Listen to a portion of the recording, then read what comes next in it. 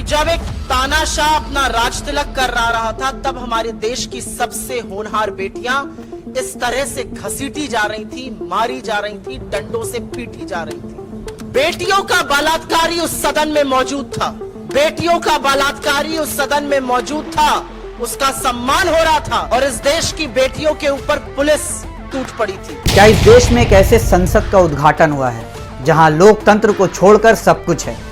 क्या आईपीसी की जो धाराएं देश के पहलवानों पर लगाई गई है वो ठीक है? नए संसद को लेकर क्यों भड़की कांग्रेस प्रवक्ता सुप्रिया श्रीनेट? इन सारे मुद्दों पर इस वीडियो में हम चर्चा करेंगे। जय हिंद दोस्तों, मैं शहनवाज आलम और आप देख रहे हैं खबरी लाल।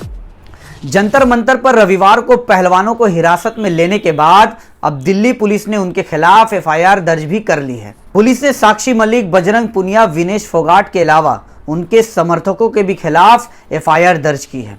रविवार को पुलिस ने लगभग 700 लोगों को हिरासत में लिया था, जो कि नए संसद पर महापंचायत करना चाहते थे।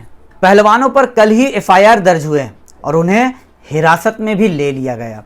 अब आप ये सोच रहे होंगे कि दिल्ली पुलिस कितना एक्टिव है, कितनी जल्दी दिल्ली पुलिस एक्शन ले लेती है। पर दोस्तों, एक मुहावरा याद है ना कि एक आंख में सुरमा और एक आंख में काजल। कुछ ऐसा ही कैरेक्टर दिल्ली पुलिस का है। 3 मई को इंडिया टुडे में छपे एक रिपोर्ट के मुताबिक दिल्ली पुलिस ने बृजभूषण शरण सिंह पर भी आईपीसी 354 के तहत एफआईआर दर्ज की हुई है।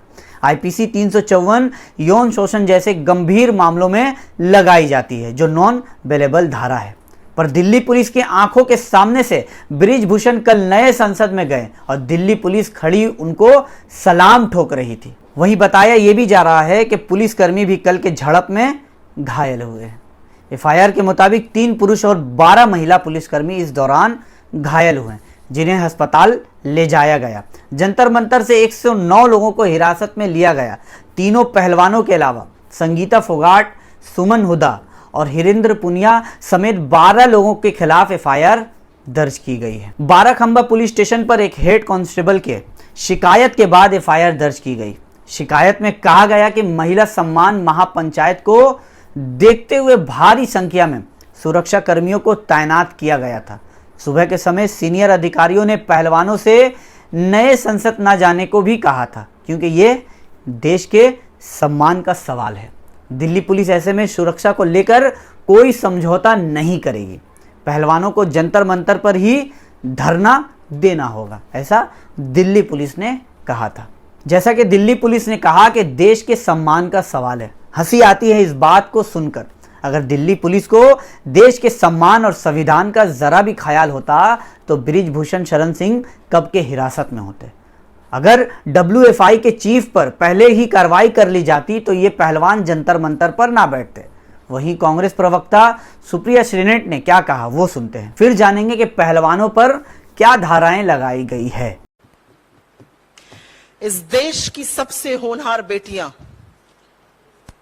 इस देश की वो बेटियां जो अपनी पीठ से बड़े बड़ों को पटकनी देकर चारों खाने चित्त कर देती हैं।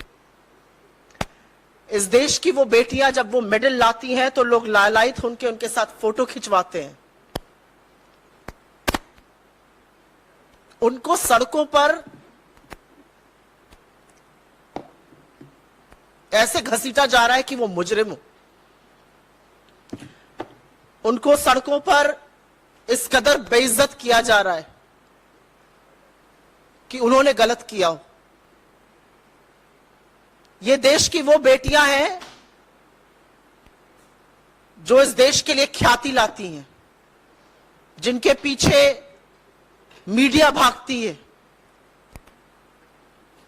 जिनके साथ खड़े रहने में प्रधानमंत्री को भी गर्व का अनुभव होता है, जिनको वो ये कहकर संबोधित करते हैं कि तुम मेरे घर की बेटी हो, तुम्हें निराश मैं नहीं देख सकता हूं। आज इस देश में बहुत बड़ा इतिहास रचा गया। इस देश में एक तानाशाह ने अपने राज तिलक का स्वांग रचा।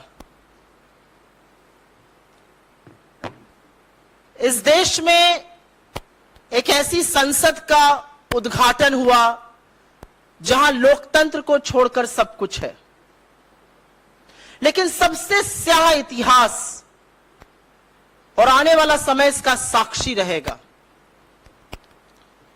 कि जब एक तानाशाह अपना राज तिलक कर रहा था, तब हमारे देश की सबसे होनहार बेटियां इस तरह से घसीटी जा रही थी, मारी जा रही थी, डंडों से पीटी जा रही थी।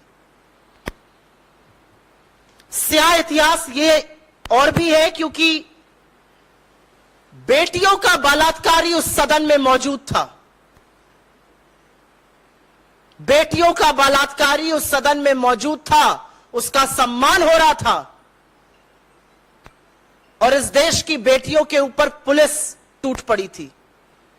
इनके छातियों पे मेडल रहता है, इनकी पीठ से वो पटकनी देती हैं।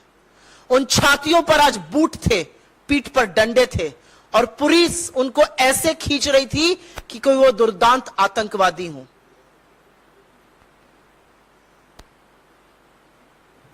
आज इस देश में वाकई में इतिहास रचा गया है।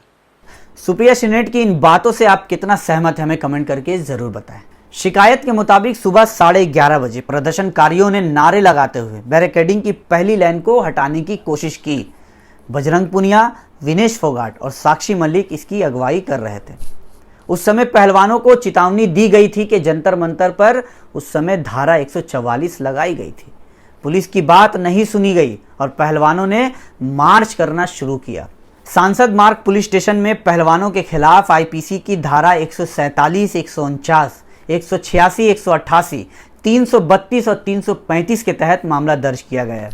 धारा 147 दंगा कराने, 149 गैर कानूनी ढंग से इकट्ठा होने, 186 सरकारी काम में बाधा डालने, 188 सरकारी आदेश का उल्लंघन करने, 332 सरकारी कर्मचारी के काम में बाधा डालने के मकसद से चोट पहुंचाने, 353 लोक सेवक को उसके कर्तव्य के निर्वहन से रोकने के लिए बताया जाता है।